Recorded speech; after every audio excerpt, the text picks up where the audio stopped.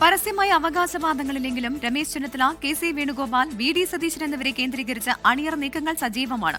പാർട്ടിക്കുള്ളിലും പുറത്തും നേതാക്കൾക്ക് അനുകൂല വികാരമുണ്ടാക്കാനാണ് പിന്തുണയ്ക്കുന്നവരുടെ ശ്രമം.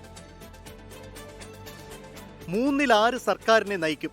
പ്രതിപക്ഷ നേതാവെന്ന നിലയിൽ മുന്നിൽ നിന്ന് നയിച്ച വി.ഡി. സതീശന് സ്വാഭാവികമായി ലഭിക്കേണ്ടതാണ് മുഖ്യമന്ത്രി പദമെന്നാണ് അനുകൂലിക്കുന്നവർ ചൂണ്ടിക്കാട്ടുന്നത്.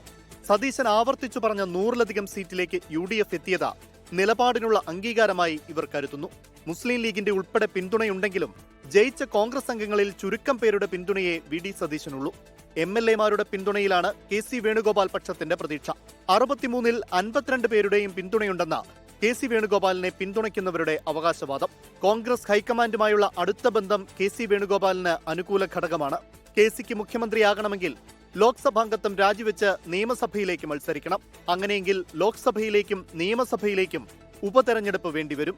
ഇതിൽ പാർട്ടിക്കകത്തും പുറത്തും വിമർശനങ്ങൾ ഉയരാനിടയുണ്ട്. 3 പേരിൽ സീനിയോറിറ്റി രമേശ് ചെന്നിത്തലയ്ക്കാണെന്ന് പിന്തുണയ്ക്കുന്നവർ പറയുന്നു. 2011-ൽ സീനിയറായ ഉമ്മൻചാണ്ടിയെ നിർദ്ദേശിച്ചത് താനെന്ന് രമേശ് ചെന്നിത്തല ചൂണ്ടിക്കാട്ടുന്നു. 24 പേരുടെ പിന്തുണയാണ് രമേശ് ചെന്നിത്തല ക്യാമ്പ് അവകാശപ്പെടുന്നത്. 3-ൽ ആർക്ക് നറുക്ക് വീണാലും മറ്റു 2 പേർ മന്ത്രിസഭയുടെ ഭാഗമാകുമോ എന്നത് വീണ്ടും രാഷ്ട്രീയ കൗതുകത്തിന് ഇടയാക്കും. Political desk 24.